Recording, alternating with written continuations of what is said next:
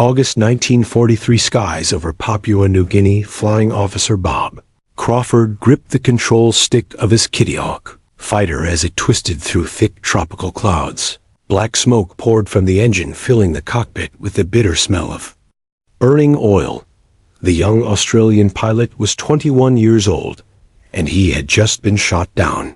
His heart pounded as the aircraft plunged toward the endless green jungle below. The engine coughed and sputtered, losing power every second. Crawford could barely see through the smoke. His hands were slippery with sweat inside his leather gloves. The altimeter needle spun downward 0 feet, 10,000 feet, 9,000 feet. He was falling fast. Above him, a Japanese Zero circled through the clouds. Crawford could see it through his canopy, a sleek Predator marked with the red rising sun. This was the aircraft that had just riddled his engine with bullets. Crawford braced for the final attack, the burst of cannon fire that would end his life. But the Zero did not fire. It simply circled, watching. The Japanese pilot seemed to be waiting. Would the Australian jump?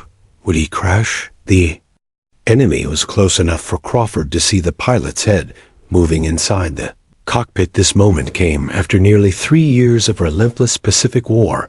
By August 1943, Papua New Guinea had become a crucial battlefield.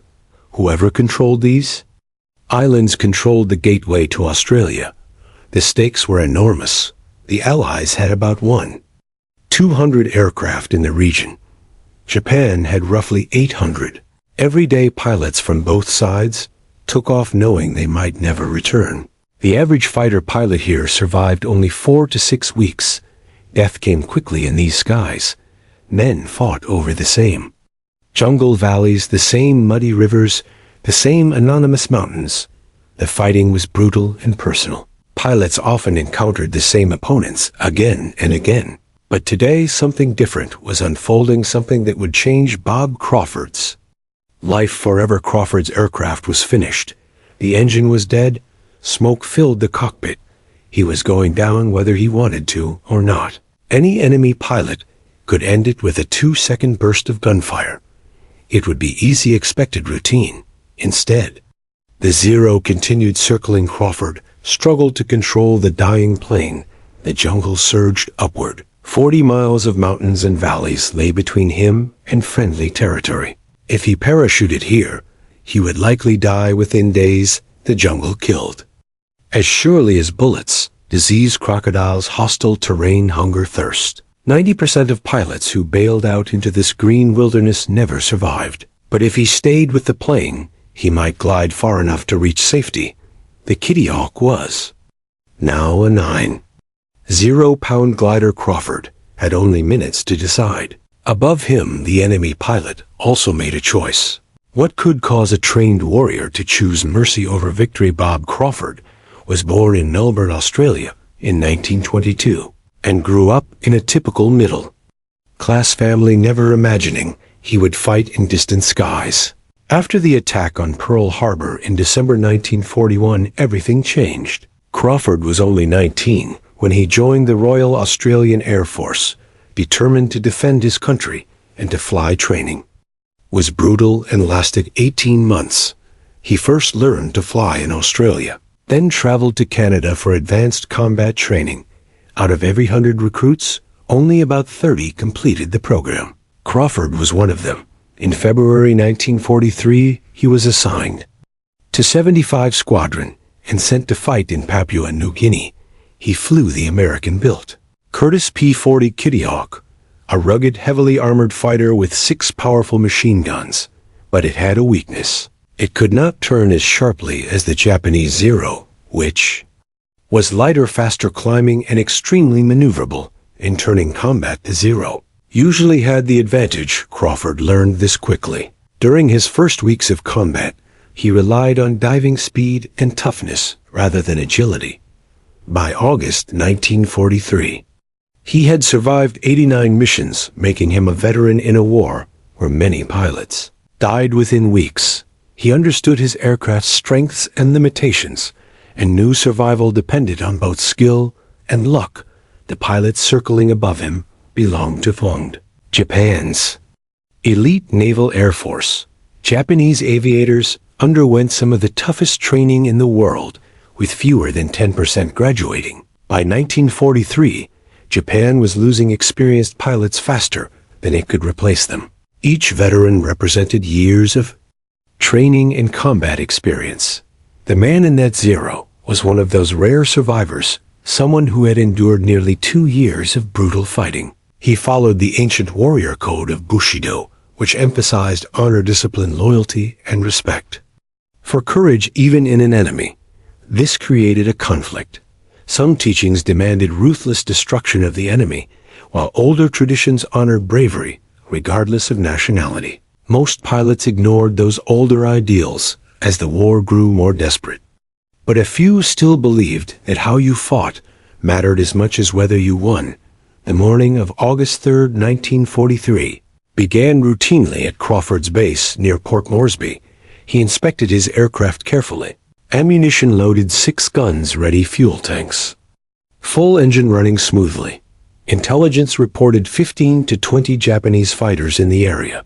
His mission was simple: escort the bombers, protect them, and return alive. At 14:45, 8 Kittyhawks roared down the runway, climbing into hot tropical air. The temperature was about 85 degrees. Scattered clouds floated at 0 feet. Visibility stretched 10 miles in every direction. The formation climbed steadily toward 12,000 feet. Crawford scanned constantly, because Zeros often attacked from the sun without warning it. First, the mission went smoothly. The Kittyhawks escorted bombers to a target near the town of Lae and watched explosions far below. Then the bombers turned home. At 15:20, the fighters also headed back. Crawford allowed himself a small sense of relief. Perhaps this mission would end quietly. At 15:27, the radio crackled, bandits 2 o'clock high. Crawford snapped his head upward. 7 Zeros dove out of the sun, screaming downward. The classic surprise attack.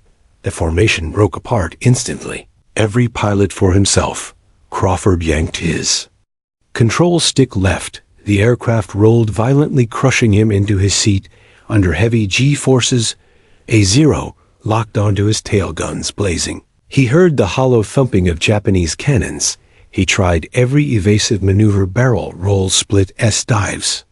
Anything to shake pursuit. For 3 intense minutes they battled. Crawford's hands were slick with sweat. His heart hammering. The Kittyhawk relied on armor guns and diving speed, while the Zero used superior turning and climbing.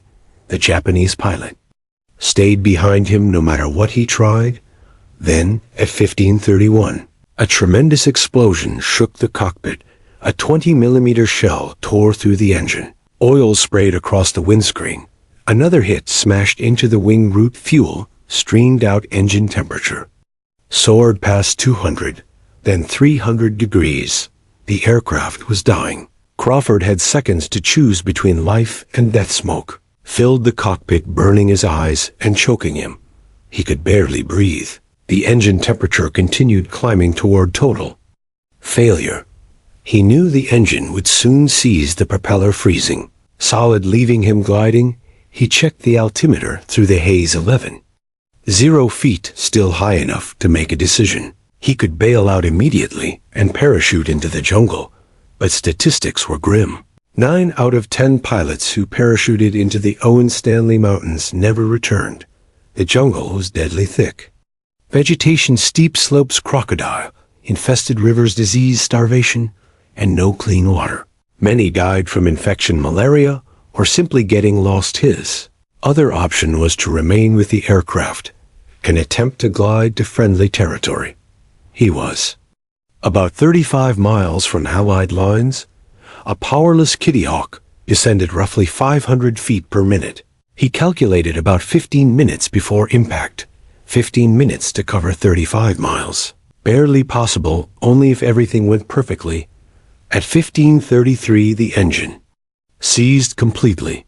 The grinding roar stopped, replaced by eerie silence. The propeller froze. Now the only sound was wind whistling through bullet holes. The fighter had become a heavy glider. Crawford adjusted carefully, maintaining the perfect speed.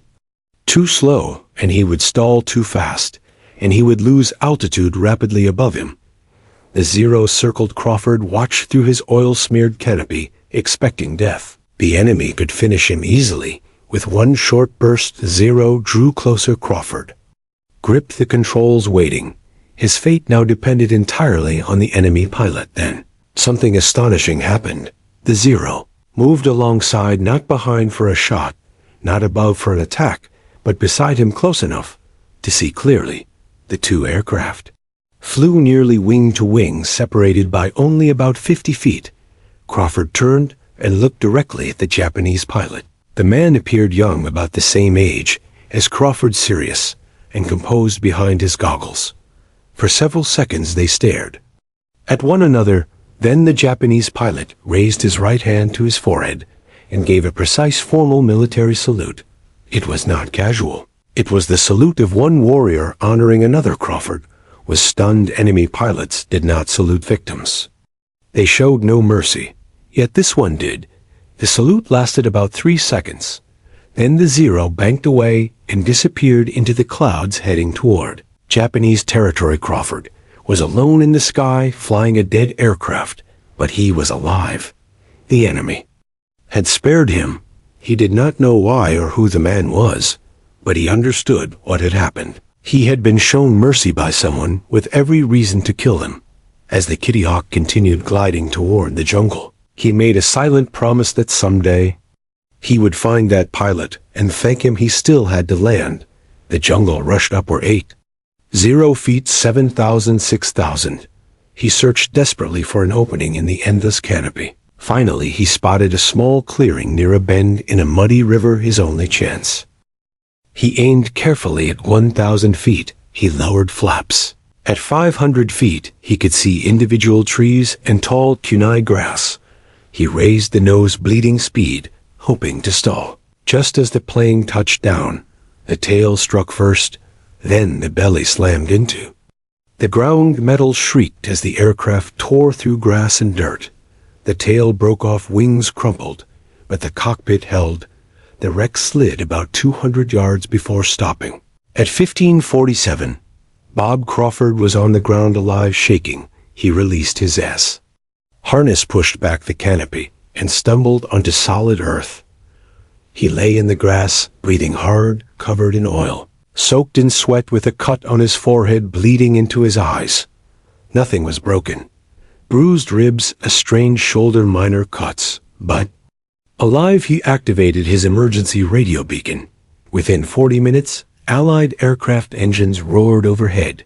They had found him. That evening, a Catalina flying boat landed on the nearby river, and by nightfall, he was back at Port Moresby, safe among his squadron. His fellow pilots were astonished. Crawford recounted everything, including the salute, but many were skeptical. Intelligence officers questioned whether stress or smoke had caused confusion. Crawford insisted he knew what he saw. Report was filed and forgotten amid larger wartime concerns. Some pilots believed him, others assumed luck. One veteran quietly suggested the old samurai code had not been forgotten. Crawford earned the nickname Lucky Bob, but he knew luck alone had not saved him. He returned to combat within 10 days, flying 47 more missions before the war ended, shooting down 3 enemy aircraft and damaging 5. Yet he always examined Japanese planes carefully, hoping to recognize the one that spared him. He never did. The war ended on August 15, 1945, when Japan surrendered. Crawford returned to Australia, married his sweetheart, Joan, in 1946, and raised 3 children, David, Jennifer, and Margaret. He became a commercial pilot for Qantas Airways. Outwardly, he built a normal life, but inwardly, he never stopped thinking about the unknown pilot. He wrote letters to Japanese aviation authorities, seeking records of Zero pilots in Papua New Guinea. In August 1943, no replies came. He contacted veterans groups in both countries, describing the encounter without success. The pilot remained a mystery. Joan noticed his growing obsession and gently encouraged him to find peace by continuing the search.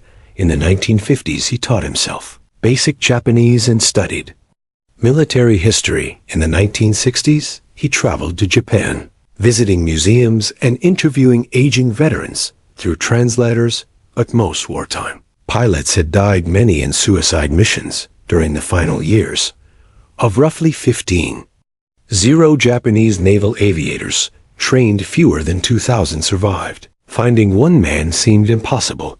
During the 1970s, his determination intensified. His children were grown, giving him more time. Joan supported him, despite concerns from others. Crawford felt he owed an unpayable debt because that act of mercy had given him his life, family, and future. Such mercy was extremely rare in the Pacific War, where fighting was savage and prisoners or wounded enemies were often killed rather than spared. Between July 1942 and September 1943, Allied forces flew 87, 0 missions in the region, while Japan flew about 52,000. The Allies lost 1,374 aircraft. Japan lost 2,890. Behind those numbers were countless lethal encounters. Crawford's survival was a tiny exception in a sea of violence. He retired from Qantas in 1975 after nearly 30 years and more than 25. 0 flight hours retirement only intensified his search. When Joan asked what he would do if he found the pilot, he answered simply that he would thank him for everything, pointing to their home and family. In 1981, he placed an advertisement in a Japanese veterans magazine, carefully translated. It read, "Australian pilot seeking Japanese pilot who showed mercy, August 1943, Papua New Guinea." He included every detailed date, location, aircraft markings, and the salute. Then he waited. Weeks passed without response. Hope faded. Then a letter arrived from Tokyo. Joan had to open it because Crawford's hands trembled. The letter, written in English by the sender's daughter, said, "I believe I may be the pilot you seek. I remember the young Australian whose courage impressed me. I have often wondered if he survived." The writer was former Japanese naval pilot Teiichi Horiuchi, now 63 years old, who had survived the war and become a schoolteacher with a family. He, too, had remembered the encounter. For 38 years, they exchanged letters confirming details. Date August 3, 1943.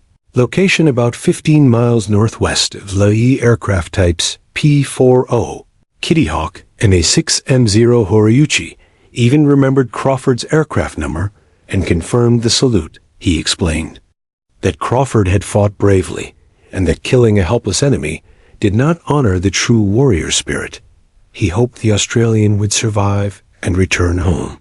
In November 1981, Crawford traveled to Tokyo, where the two men met at Narita International Airport. They recognized each other instantly, despite decades passing. Horiuchi bowed deeply in traditional Japanese fashion. Crawford offered a handshake. They did both and embraced, crying openly in the terminal. Horiuchi said he was glad Crawford survived. Crawford replied that he owed him his life and everything he loved. Crawford spent 2 weeks with Horiuchi and his family, sharing meals, stories, photographs, laughter, and tears. Horiuchi had flown 127 missions and shot down 7 Allied aircraft, yet chose mercy that day. Crawford later invited him to Australia in March 1982. Horiuchi visited Melbourne, staying with Crawford and Joan for 3 weeks. They visited the Royal Australian Air Force Base at Point Cook, where a memorial listed the 42 pilots from 75 Squadron who had died. Horiuchi stood silently before the names, then bowed and offered a Buddhist prayer. Crawford placed a hand on his shoulder, saying they would have understood warriors. Respect warriors. Their friendship became deep and lasting. They visited each other yearly.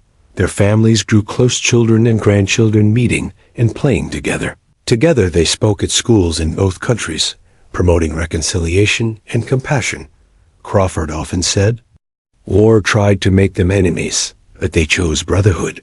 In 1983, their story appeared in newspapers and television across Australia and Japan, and a documentary titled The Pilot and the Zero was produced Both men received peace awards and spoke at military academies, emphasizing that individual choices matter even in war's darkest moments. In 1991, a special memorial was established at the Australian War Memorial, featuring photos of them as young pilots and later as elderly friends with arms around each other, a plaque read "From Combat to Compassion," the story of two warriors who chose brotherhood over hatred. Haruki attended the ceremony, placing a wreath. The Japanese ambassador noted the memorial honored the courage to forgive and recognize humanity in former enemies. Haruki died in 1998 at age 76. Crawford traveled to Tokyo for the funeral, delivering a eulogy saying the man had given him life in 1943, a brother in 1981, and an example of mercy to the world. Afterward, Haruki's children presented Crawford with their father's samurai sword, a treasured family heirloom in extraordinary honor. Crawford accepted it in tears. Crawford lived until 2003, reaching age 81. In a final interview, he reflected that he spent 38 years searching for the man who tried to kill him so he could thank him for letting him live, and that the search gave him his greatest friend. Asked about forgiveness, he said there was nothing to forgive because both were soldiers doing their duty. But Haruki's action went beyond duty. It showed honor and humanity. On his deathbed, he held a photograph of his friend and whispered, "See you soon, old friend." Today, visitors to the Australian War Memorial still pause at the exhibit dedicated to Crawford and Haruki. Two flight helmets, one Australian, one Japanese, sit side by side in a glass case. Between them, a small brass plate bears words from both men, warriors in war, brothers in peace. Their story reminds us that even in humanity's darkest moments, people can choose mercy over vengeance, brotherhood over hatred, and compassion over fear.